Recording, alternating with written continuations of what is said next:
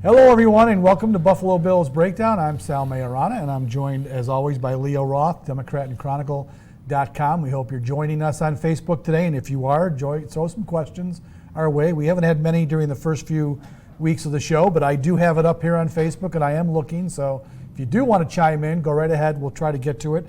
But we, as always, have plenty to talk about, Leo, and we'll start right off where everyone else is talking about Josh Allen and what's the status of the Bills quarterback. I'm looking at Twitter, Leo, and same thing as yesterday. He's out there when the media can watch, doing the individual drills, handing off, playing catch, whatever they do, early on there. But I'll say it again, like I said yesterday, we don't know, once the media leaves, what exactly he's doing. And he was listed yesterday as a limited participant on the official injury report. So my guess, Leo, is he's not going to play. Do you have a different thought on that? No, and I'm not. I don't know if the early part of practices when the media's there, the cell phones are running and the Twitter posts are going. I don't know if it's a little gamesmanship on McDermott's part. Maybe let the Titans think that he's playing and he's not. I don't know. Right. And like you said, we don't know. Every team does it. I mean, the injury report that's going to matter is tomorrow, and if they rule him out or not. So that's key. The fact that he is limited though, Sal, and he's out there. I mean, it is a remarkable. It shows that he's down the concussion protocol into like that fourth area almost, and so limited participation is one of those steps in the protocol. So he has. That's pretty fast. I thought he was going to be one of these Mitch Morse situations. When he was laying out, he was out. He was out. I think briefly he was out. Yeah. I think the fact that he got up, ran to the locker room, he was in the locker room. Usually, a lot of times with a guy who gets a concussion, they hide the guy in the training room while the media is in after the game. He was right there. He's not allowed to talk to the media when you're in the protocol, but he was sitting in his locker. He was talking to some of his teammates. So I got the sense that maybe it wasn't a serious concussion. They're all serious, but when he was out on practice yesterday, that's already the fourth stage. He'd already passed rest and recovery, light aerobic, whatever the third one is, and then the fourth is football-specific activity. But to me, Leo, the biggest jump in the concussion protocol is 4 to 5. When you go from handing off and playing catch to actually going through a full practice, and that's what we don't think Josh did yesterday. When the doctor gives you the green light and says essentially your brain has healed and now you can go back there and take hitting again. Not that they hit in practice, but I'm no medical expert, so but I just out of necessity in our jobs, and also as I've been a youth coach for hockey, and it was required that we have many sessions on learning about concussions and identifying concussions, learning about brain injuries, and we know so much more now. And I just know that an injured brain doesn't heal in 5 days. And if they deemed him to put him in concussion protocol, he just is not ready. If this was a high school player, he'd be out a minimum of 2 to 3 weeks, no questions asked. So the NFL is much better. Hey, let's face it, in the old NFL, he would have returned that game on Sunday. Oh, Jim Kelly would have been on the field 2 plays later, probably. Absolutely. And so they have come a long way, the NFL. Maybe not in preventing injuries, but certainly in the treatment of concussions, they have come a long way. The protocol is very, very strict. So I guess to see him advance to this point where he's limited, it's kind of a rare, it's kind of a remarkable thing. But I do not think he will be there, and especially with the bye week. I know they don't want to get into that. McDermott wouldn't touch it, of course. Doesn't touch anything.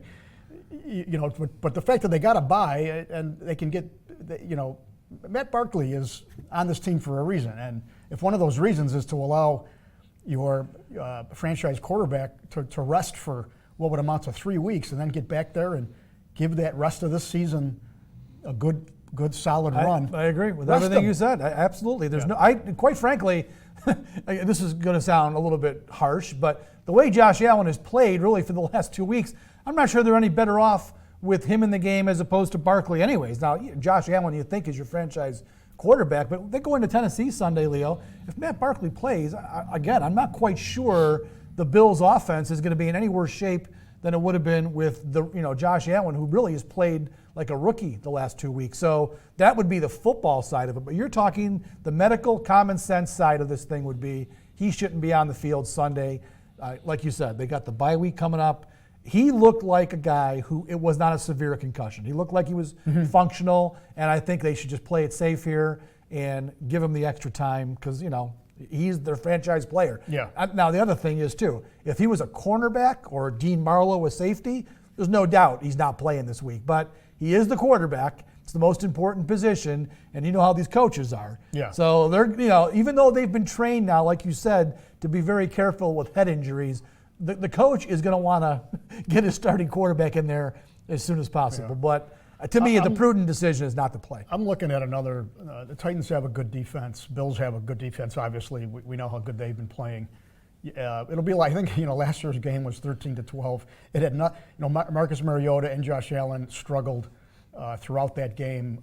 No touchdown passes. They each threw a pick. Josh Allen did score on a scramble, 14-yard run. Right. And then Josh Allen didn't, I don't want to say he drove them down to the winning field goal, but he was the quarterback of record. It does count as one of his comebacks. Right. But in that drive, the Bills just ran the ball with Chris Ivory and LaShawn McCoy, and they set up the 46-yarder, I think, by Stephen Hauschka. So, yeah, I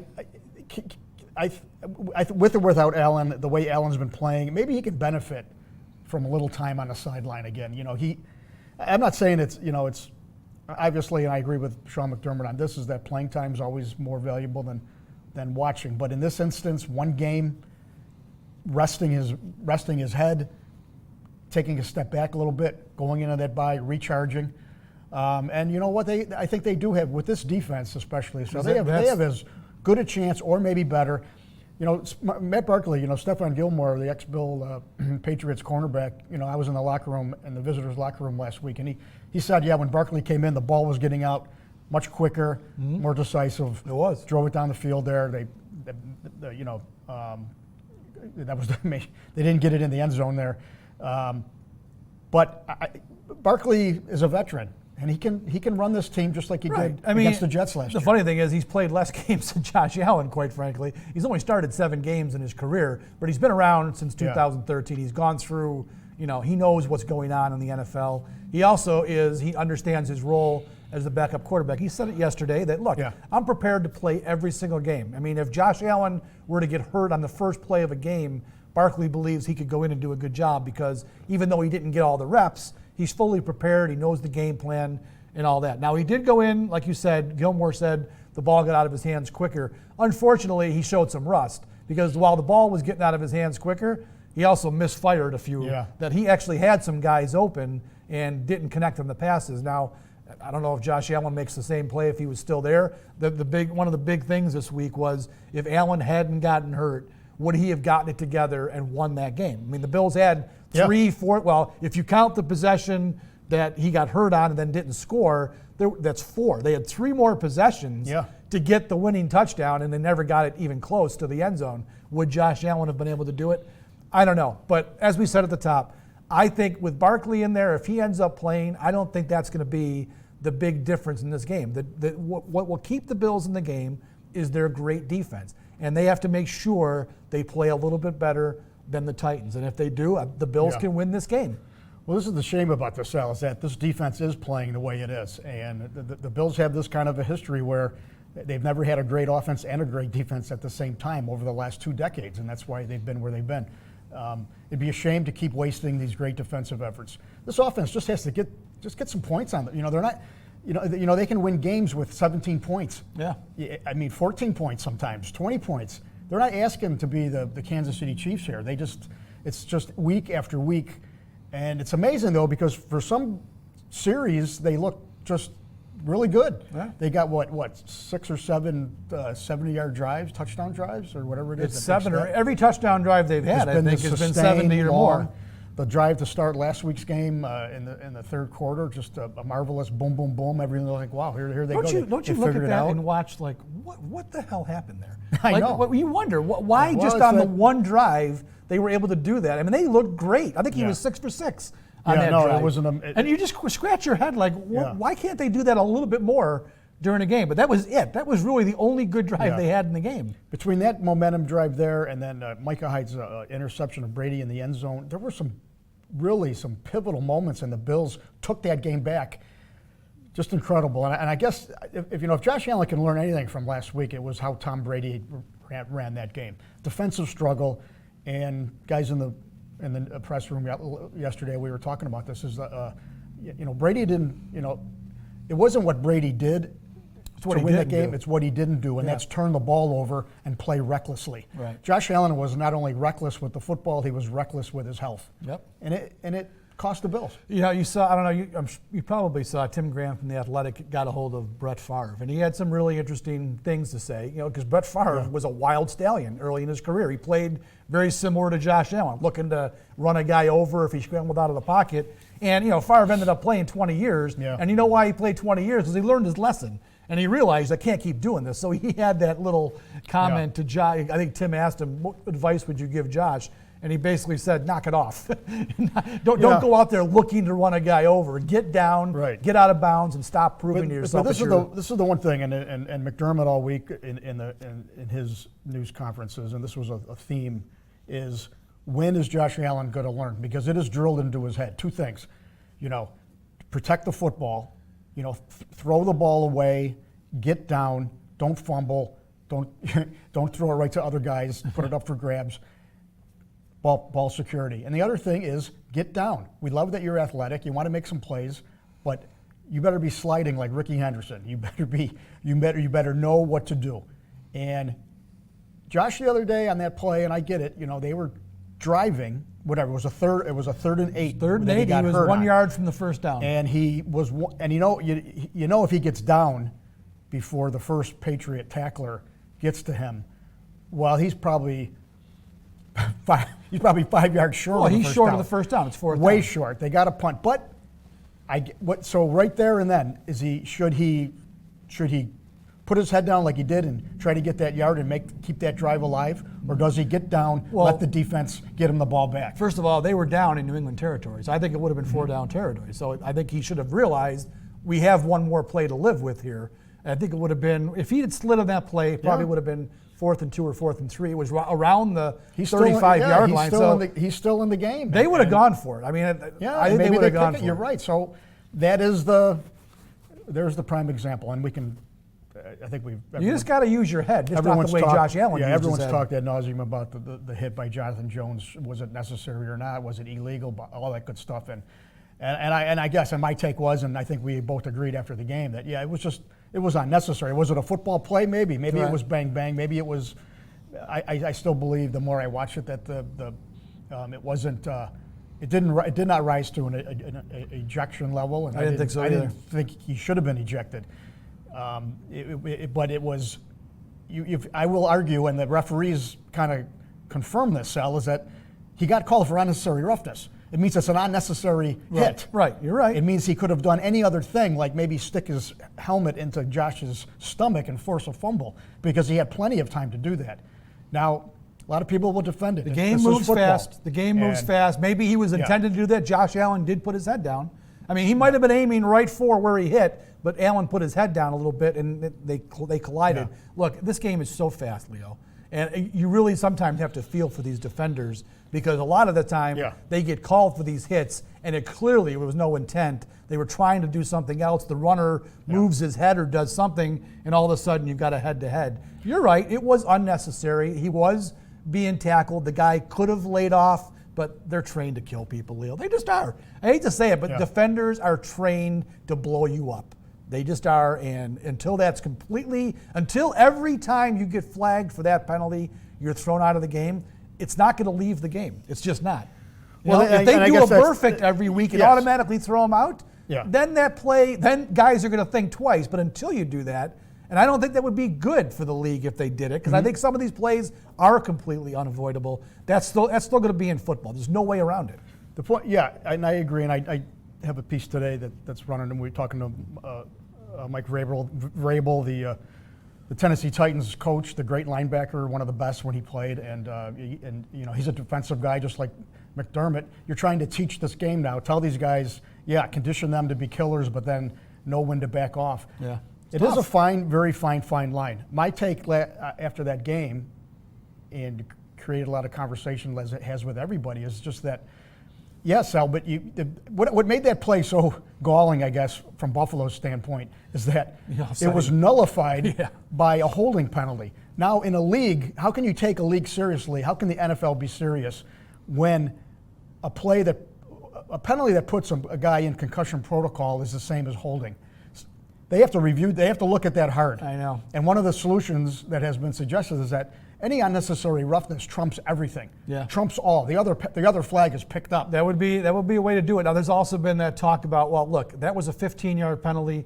The holding was a 10-yard, so the Bills should have gotten 5 yards of penalty yardage. Maybe do it that way. But I'm sure there's probably somewhere out there where there would be evidence where that wouldn't be feasible, right? If you commit a 50-yard pass interference penalty, all right, and then there's a 5-yard false start. Yeah. Does it, should that? It wasn't really. Yeah. Is it? I don't know. That's probably the issue. That was I guess my point on that, and what I wrote about afterward. And my point was, I wasn't really taking Jonathan Jones to task. He's a football player, and he didn't intend to hurt him. And I talked to him after the game. The point is that the NFL loses its credibility when a play like that is nullified by a holding call, and there is which had nothing to do with the play. There is no punishment whatsoever for that hit, none. Yeah, I know. So what's the message? That was what was so galling about it, and because it was the Patriots, of course, too. That adds to some of the gallingness of it, because they benefited big time from that play. All right, let's move on to the Tennessee Titans. Look, this is a game, Leo, that I wrote this earlier in the week. Everyone in the NFL points to the division games being so important, right? Football is the only sport, Leo, where you play less games against your division than any other, right? In Major League Baseball, the Yankees play every team in the AL East 19 times, right? Right. NBA is the same way. You play your own division, I believe it is. You play them more. Same with hockey. In football, you only play 6 games against your division. So there's 10 other games, and they're all very important in football because there's only 16 of them. I argue, Leo, that the AFC East division games, outside of getting wins on your record, are kind of meaningless in the grand scheme. The more important games are like this game Sunday afternoon.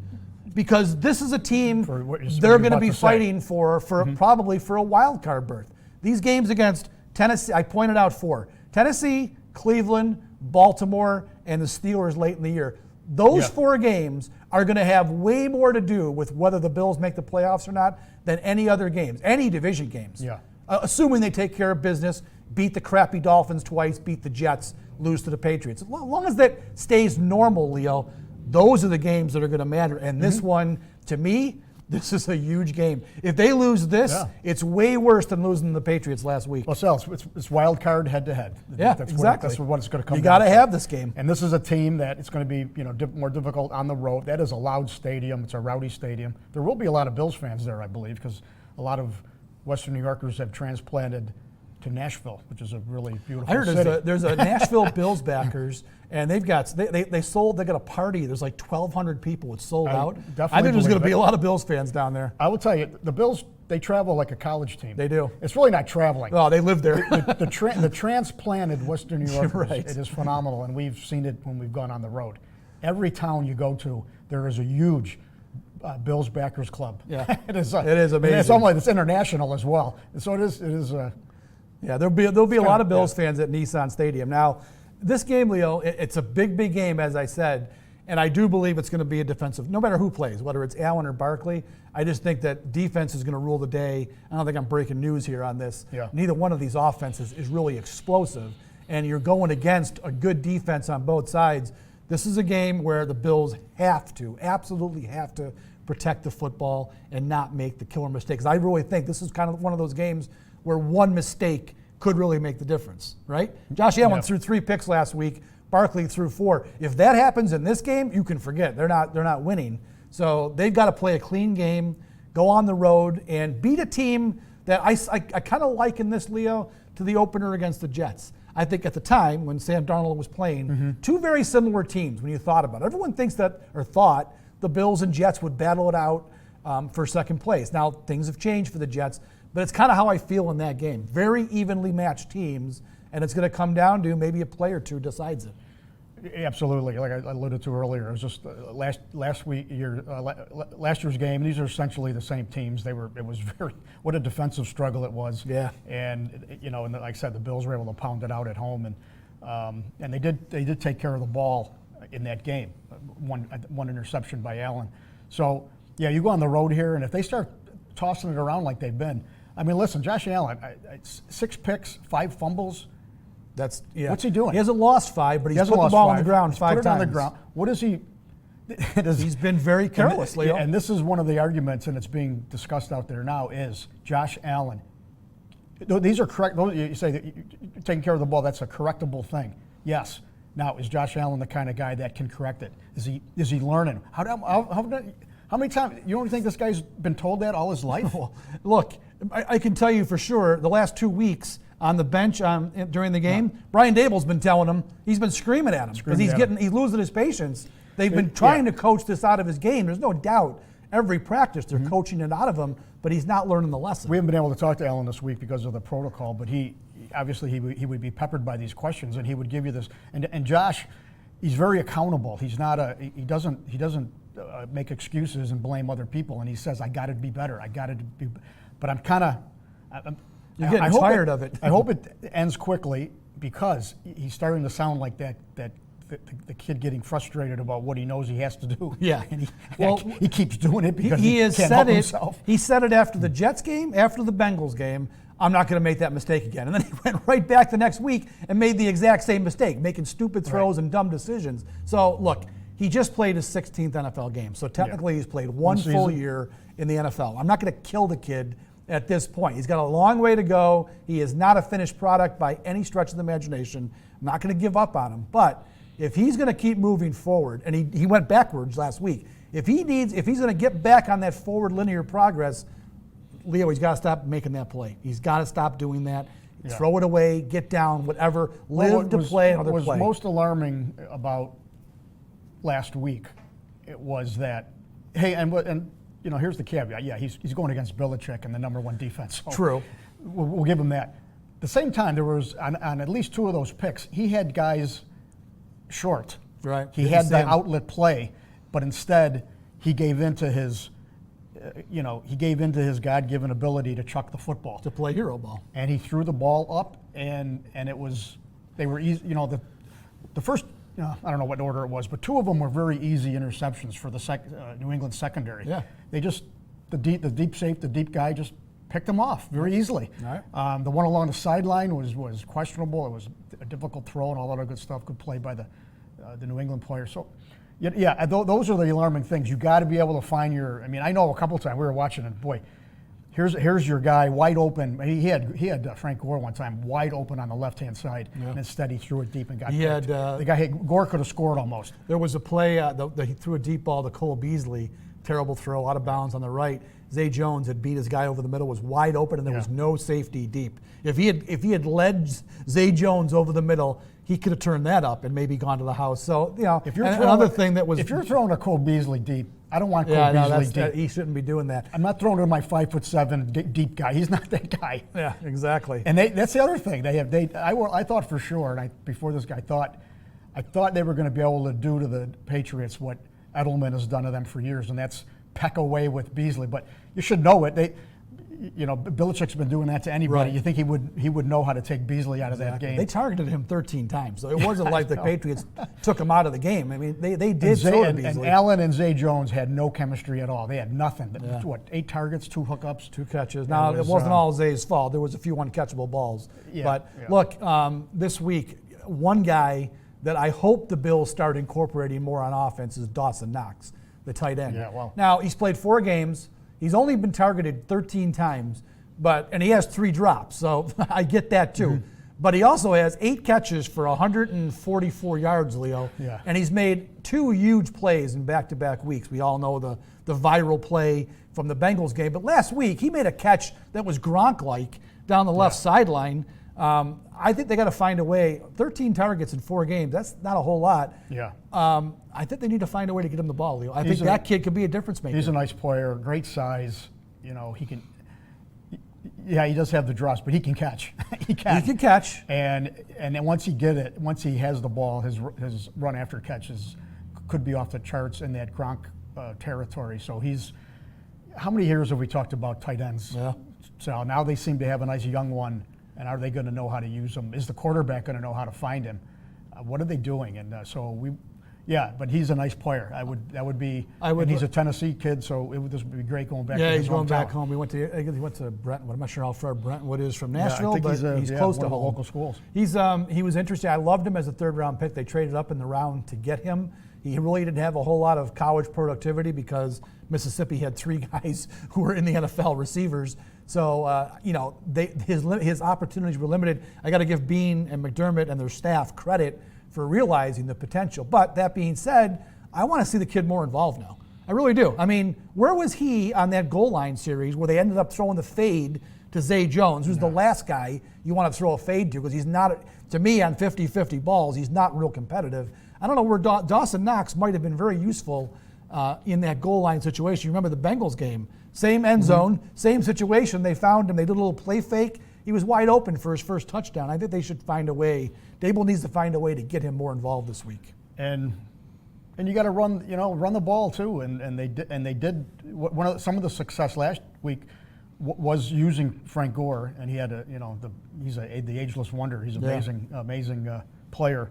But he didn't have a carry in the fourth quarter, so. Yeah, well, they used Yeldon a lot last week. Yeah. They went with a package where they wanted to get the pass receiving back, and I can understand that. I mean, they needed to go ahead and get a touchdown, and Frank Gore he's your runner. He's not real good as a pass catcher, so they wanted to get Yeldon, and Yeldon had a decent game. I think he had 4 for 68 yards, so he was useful. He did better. He got more involved, which was good because with the Singletary out, so he's. The only thing that worries me about their usage, though, when Frank Gore's on the field, they run. Yeldon had no carries last week. Yeah. So when he's on the field, you're sort of giving the defense a tell there. For a while there, every time they went to Yeldon, something bad was happening. Yeah. Now it's like when you go to Zay Jones, when you go to him, something bad happens. Right. I don't know. Yeah, actually, Yeldon had a decent game last week. I think we're going to see more of that, at least until Devin Singletary comes back, and I don't think he'll play this week either. I think you're going to see more of Yeldon in that pass-catching role. Problem with the Bills' run game this week, Leo, this team's got a good front. Brent Urban, Daquan Jones, Jarrell Casey, Cameron Wake, the old Dolphin. Yeah. It's a pretty good front. The Bills' offensive line is going to have a tough battle this week, so I'm not sure where the running lanes are going to be in the run game for Frank Gore. They busted a couple last week. They hit him for a 41-yarder that was really blocked well. It was a great play, great call, great execution. They do need that, though, especially if Barkley's playing. They're going to need some run game this week. And, the Bills have run the ball pretty well. They ended up with, 150 yards last week, I think it was? Yeah, they're one of the better, statistically at least, one of the better running teams already. And that's, I hope, Frank Gore is a great story. He continues to churn along.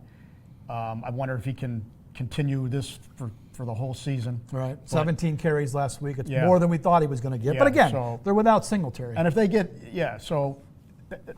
that's what this game's about here. So if they get to 4-1 at their bye, get everybody healthy 2 weeks down the road here and beat up on Miami, resume against a lousy Miami. They're doing what they're supposed to do with this early part of the schedule. Right. If they lose, they're still 3-2. Right. With rest coming up.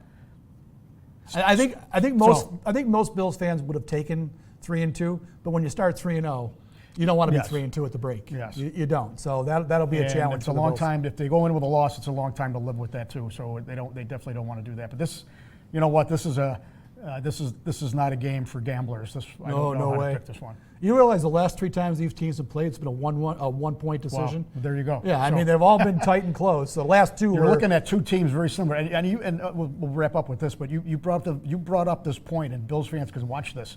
When you're watching Marcus Mariota, 50-year player, are you saying is this what Josh Allen's going to be in 3 years? Because Marcus Mariota his record is 29-30. Yeah. And in his defense, he's also on his 3rd head coach and his 4th coordinator. That's true. So maybe, if anything, maybe Josh will have the same guys around him and he'll be much better. But he was a 2nd overall pick, another high rounder like Josh is 7th. So you want to hope everybody's pinning these young quarterbacks, franchise guys. Every team does this, pinning their hopes on these guys. And if they don't turn out to be that super duper guy, wow, are we looking at 8-8, 9-7 records? The point that I brought up with you was that if Marcus Mariota is what Josh Allen becomes in his 5th year with the Bills, I think Bills fans will be disappointed. I will. Yeah. I mean, Mariota has been a 500 quarterback, which for the Bills in some years would have been great, but he's been basically a 500 quarterback, and he really has not shown much progress. He just has not been, as the number 2 overall pick, he has not been the difference maker you look for. And the guy he'll always be compared to is the number 1 overall pick, Jameis Winston, who's been the same kind of player. He really has not been Streaks of a number 1 overall inconsistency. type of player. Yeah, So yeah. I think you're shooting for higher if you're a Bills fan with Josh Allen. You hope that he can surpass what Mariota and Winston have done. But all these guys, the same thing. They have to carry the burden of their draft position. And if you're a top 10 quarterback, Yeah, it is. You do carry that, and you will always be judged against that. And Absolutely. Even really, actually anywhere in the first round, for a quarterback, it's something to carry, and it's hard. I mean, Losman, Emmanuel, they carried that, and maybe they weren't ready for that. And all hopes are that Josh Allen can be that guy. I just think you've got to be a special player, Leo, because let's face it, those top guys that get picked early are going to lousy teams. That's why they're picking where they are. So it's tough for rookie quarterbacks who get picked so high because they're generally joining a team that's not very good. Like Dak Prescott walked into he was a 3rd-round pick. I think he walked into the Cowboys, for crying out loud. Good team, Yeah.